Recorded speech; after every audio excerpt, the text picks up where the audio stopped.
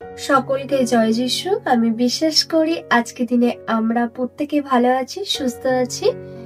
আজকে দিনে চলুন আমরা ঈশ্বরের বাক্যকে দেখব। আর তার আগে আমি আপনাদেরকে একটি জিনিস বলতে চাই।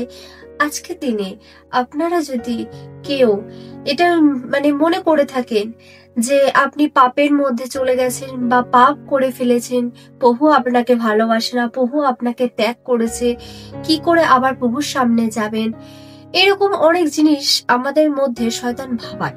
আর আমরা কি করি, সেই ভাবনার মধ্যে পড়ে থাকি। আর আস্তে আস্তে আমরা কি করি, প্রভুর থেকে আরো বেশি করে দূরত্ব করে নিই। কিন্তু আমি আজকে দিনে আপনাদেরকে একটা কথা বলতে চাই, প্রভু আমাদের থেকে দূরে নেই, কিন্তু আমরা নিজেরা প্রভু থেকে দূরে নিজেদেরকে করে নিই। আজকে দিনে আপনিও যদি মনে করেন যে আপনি পাপের মধ্যে পড়ে আছেন, প্রভু আপনাকে ভালোবাসে না, আমি আপনাকে একটি পথ দেখাতে চাইবো। সেই পথটা আপনি পড়বেন এবং আপনার সমস্ত পাপকে তিনি ক্ষমা করবেন।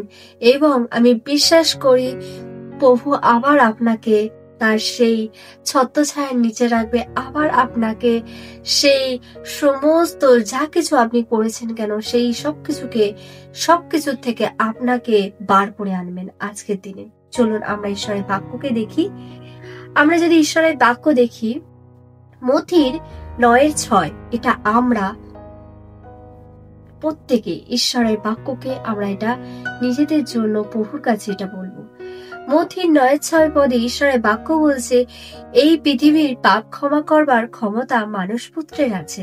তাই প্রভু যিশু, তুমি আমাদের প্রত্যেকের পাপকে ক্ষমা করো এবং আমাদের সমস্ত অপরাধ থেকে তুমি আমাদেরকে সূচি করো। কারণ তোমার বাক্যে 1 9 পদে ঈশ্বরের বাক্য বলছে, যদি আমরা আমাদের পাপকে স্বীকার করি তবে তিনি তখনই আমাদের পাপ ক্ষমা করেন এবং সমস্ত অন্যায় থেকে সূচি করেন। কারণ তিনি নির্ভরযোগ্য এবং কখনো অন্যায় করেন না। তাই প্রভু, আমি আমার জীবনে সমস্ত যা কিছু পাপ করেছি, অন্যায় করেছি, ভুল করেছি, অপরাধ করেছি, শুধুমাত্র তোমার বিরুদ্ধে যে অন্যায় আমি করেছি, প্রভু আমি বিশ্বাস করছি এই বাক্য দ্বারা আমি আজকে জেনে গেছি যে একমাত্র পাপ ক্ষমা করার একমাত্র অধিকার, সেই ক্ষমতা প্রভু তোমার কাছে আছে। আর আমি বিশ্বাস করি আমি তোমার কাছে এসেছি, তুমি আমার সমস্ত পাপকে ক্ষমা করেছো।